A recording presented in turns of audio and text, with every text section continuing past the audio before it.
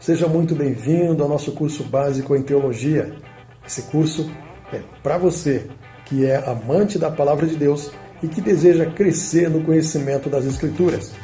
Vamos trazer um conteúdo programático voltado para as suas necessidades. Um curso básico, porém incrementado com várias coisas interessantes que você só tem a ganhar. O legal desse curso é que você pode estudar nas suas horas vagas através do seu celular, tablet, pelo seu PC. É um curso onde vamos utilizar uma linguagem simples para que você possa ter um melhor entendimento das Sagradas Escrituras. Portanto, sejam bem-vindos.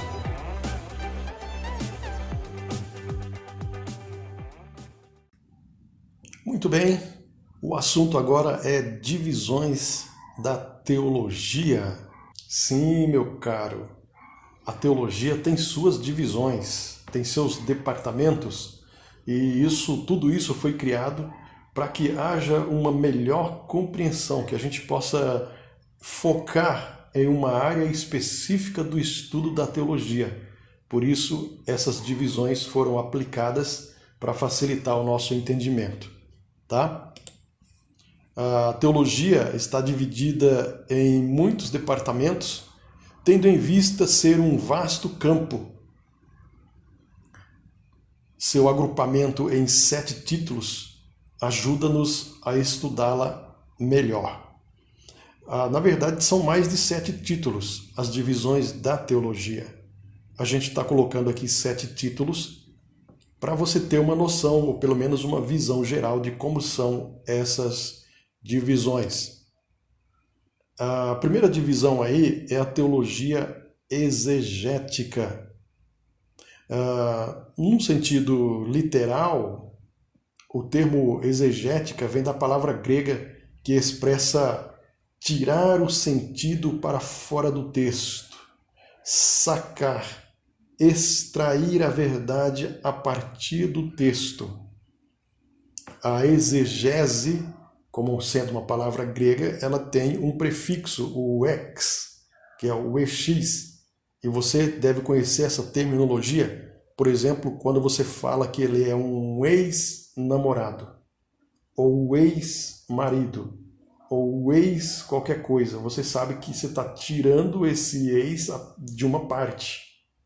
Então a exegética, a palavra exegética tem esse sentido. O ex indica que a verdade extraída, ela saiu de algum lugar, ela sai do texto. Nesse caso, a exegética é você extrair a verdade do texto, e apenas do texto.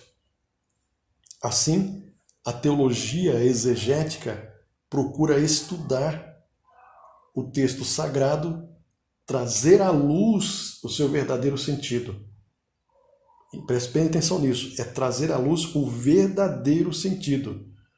Para isso, você precisa ter as ferramentas corretas para extrair as verdades do texto. E uma dessas ferramentas chama-se exegética. Aqui, na teologia exegética, estuda-se, por exemplo, as línguas originais. E a gente já falou numa dessas aulas que para você ter uma correta exegética do texto cristão, da Sagrada Escritura, você precisa conhecer as escrituras originais. É impossível você fazer uma boa e uma perfeita exegética sem o conhecimento das línguas originais.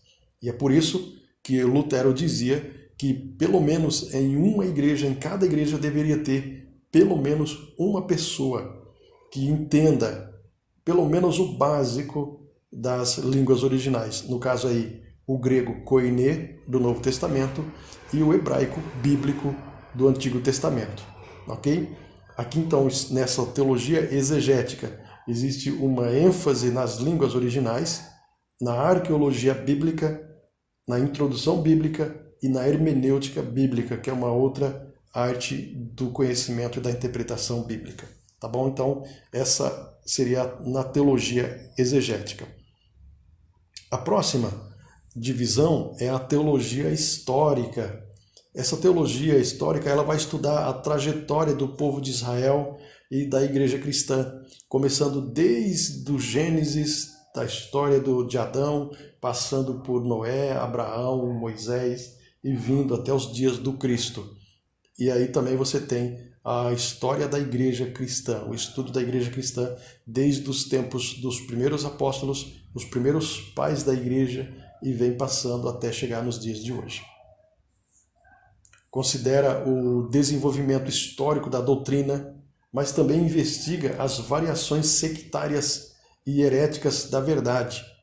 Nessa teologia histórica, você vai ter um estudo, por exemplo, a respeito dos livros apócrifos. Você vai ter contato, por exemplo, com as doutrinas que eram contrárias às doutrinas cristãs do primeiro século, como o gnosticismo, por exemplo. É nessa teologia histórica que se encaixa essas categorias. Ela abrange, portanto, história bíblica, que é a bibliologia, a história da igreja, que é a eclesiologia, a história das missões, chamado também de missiologia, a história da doutrina e a história dos credos e confissões. Todos esses se encaixam dentro dessa categoria da teologia histórica. A próxima é a teologia bíblica. A teologia bíblica ela faz uma sistematização das doutrinas. Ela sistematiza as doutrinas de acordo com as suas ocorrências nas diversas partes da Bíblia, como são apresentadas por cada escritor sacro. Aqui, por exemplo, na teologia bíblica, se estuda a teologia bíblica do Antigo Testamento e a teologia bíblica do Novo Testamento. A teologia bíblica extrai o seu material exclusivamente da Bíblia. É quando você não usa outros materiais, a não ser os estudos teológicos puro do texto bíblico. Aqui você não vai empregar geografia bíblica, não vai empregar arqueologia, porque cada repartição ou cada divisão da teologia vai tratar desses assuntos separadamente. No caso da teologia bíblica, ela é exclusivamente bíblica mesmo, é o estudo do texto propriamente dito. Aí vem a teologia sistemática. A teologia sistemática, ela encarrega-se de coordenar todos os ensinos das teologias anteriores. Ela faz essa junção, ela junta tudo no mesmo pacote. A exegética, a histórica e a bíblica. Aí vai sistematizar sobre os grandes títulos do estudo teológico. Aí, no caso, cada teólogo, cada professor é que vai colocar a ordem, não existe uma ordem correta de se estudar ou de se começar a estudar a teologia sistemática. Você pode começar, por exemplo, pela teologia do livro dos Novos Testamentos, por exemplo, começando nos Evangelhos, ou você pode começar no Gênesis, fazer uma sequência meio que cronológica. Não existe assim uma regra e uma lei que determine que você precisa começar no Gênesis e finalizar no Apocalipse. Você pode começar no Apocalipse até, se quiser, e por aí vai. A teologia sistemática é também conhecida principalmente como apresentada por Louis Berkhof como a teologia reformada. Aliás, meu primeiro livro de teologia sistemática, assim que eu me converti ao Evangelho, foi justamente essa teologia de Louis Berkhof, que eu recomendo para você. É um livrinho azul, muito bom por sinal. Aqui você vai estudar a teologia propriamente dita, a cristologia, que é o estudo do Cristo, a paracretologia, que é o estudo do Espírito Santo, angelologia, que é o estudo dos anjos, hamartiologia, que é o estudo do pecado. Caso você não saiba, hamartiologia é o estudo do pecado. Aí tem a antropologia, que é o estudo do homem, eclesiologia, que é o estudo da igreja, escatologia, que é o estudo das últimas coisas, e aí entra principalmente Apocalipse, Daniel, Zacarias, e finalmente soteriologia, que é o estudo da salvação. Ainda falando sobre a teologia sistemática, Deus se revelou na sua criação e nas Escrituras. E a verdade achada pelas ciências naturais ou sociais, por cristãos ou até por profanos, ela não é uma verdade profana, é verdade sagrada de Deus. Toda a verdade, esse texto quer dizer isso aqui, ó, que toda a verdade, onde quer que seja encontrada, tem o peso e valor iguais como verdade, como qualquer outra verdade. Por exemplo, quando a ciência descobre uma verdade, ela não deixa de ser verdade por ser descoberto pela ciência e não pela Bíblia. Por exemplo, quando um cientista aprova uma teoria que é uma teoria verdadeira, ela não deixa de ser mentira só porque o cientista é ateu. Toda verdade é verdade, não importa de onde ela venha. Portanto, é perfeitamente lícito utilizar-se de outras fontes, e aqui eu citei a ciência, enquanto verdade, para os estudos da teologia. Não estou dizendo com isso que toda a ciência é verdade bíblica, ou parte da verdade. Porque existem teses ou teorias, por exemplo, que são uma farsa, por exemplo, como a teoria da evolução. É uma tese, não é uma ciência. Enquanto é tese, ela não é uma ciência exata. Ela é apenas uma tese. Então isso não pode ser uma verdade utilizada. A arqueologia, por exemplo, a arqueologia secular. Ótimo. A arqueologia secular, ela descobre, por exemplo, as verdades de uma cidade bíblica. Ela não vai deixar de ser verdade só porque foi uma descoberta secular. Okay? É disso que trata esse texto. E aí vem a teologia dogmática. Essa vai tratar dos dogmas. Nessa teologia, por exemplo, estuda-se os credos das igrejas. Estuda-se a apologética. O que é apologética? Apologética é a defesa da fé pela Escritura. Existem muitos teólogos que são especializados na apologética cristã. Então, hoje, muito mais do que nunca, se faz necessário de uma boa apologética, porque existem muitas verdades, entre aspas, circulando por aí. Então, uma boa apologética cristã hoje, ela está fazendo falta.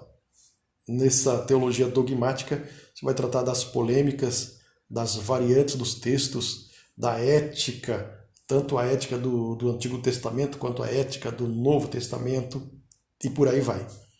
Um bom exemplo da teologia dogmática encontra-se nas declarações ou dogmas doutrinários que foram formulados pelos primeiros conselhos da Igreja, que procuraram resolver problemas teológicos e tomar uma posição contra o ensino herético.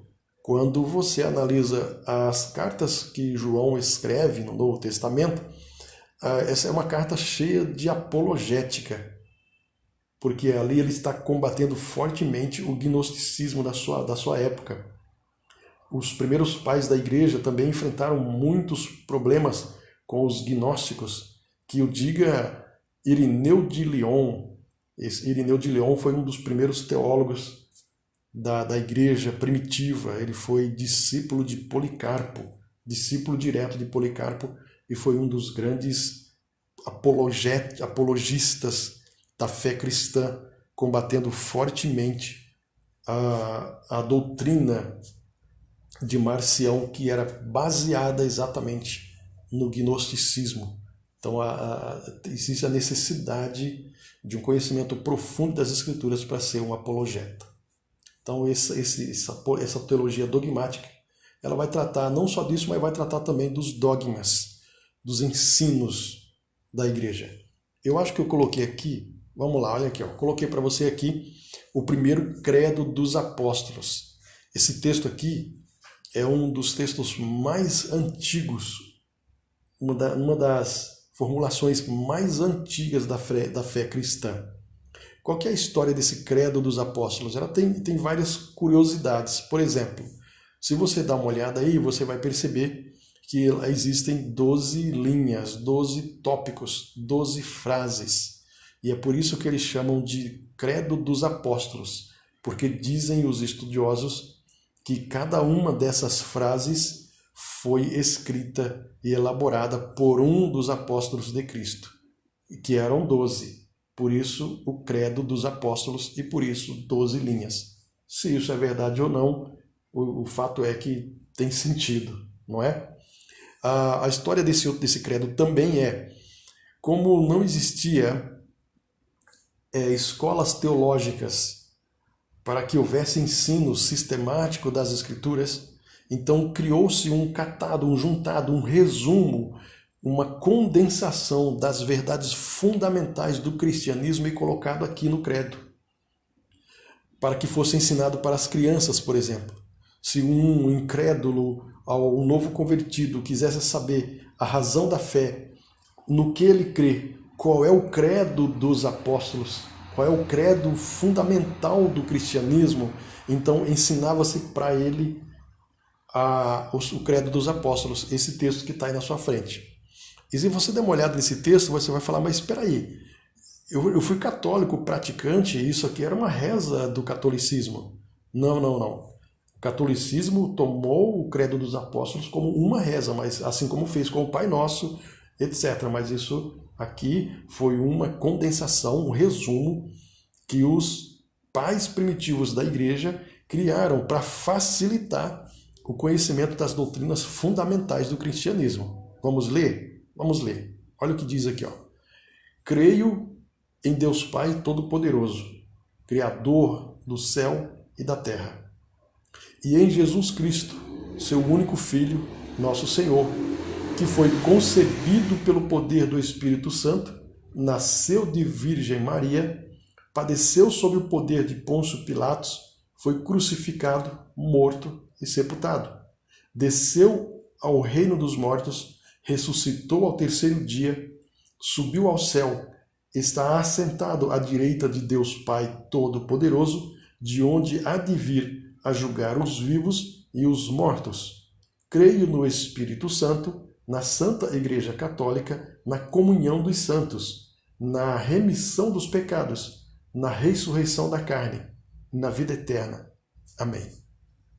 Você pode ter notado aí e falar, não, mas isso é uma reza assim da Igreja Católica, olha o nome aí, Santa Igreja Católica. Calma, meu querido. Até o século III, a Igreja era conhecida como a cristandade, a irmandade. Ela não tinha um nome específico. O termo católico significa universal, mundial. Não tem nenhuma relação com a Igreja Católica Romana, ok?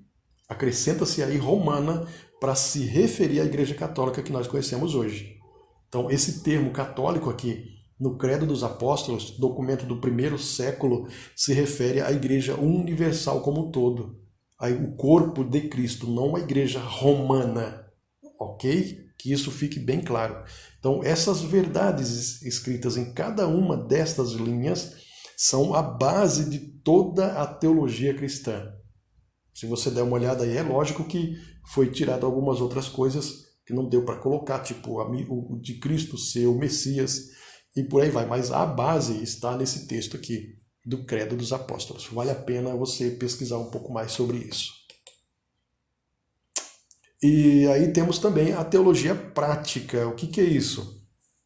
Ela sistematiza, ela ordena a aplicação das doutrinas de modo prático e direto no homem. Aqui se estuda, por exemplo, a homilética.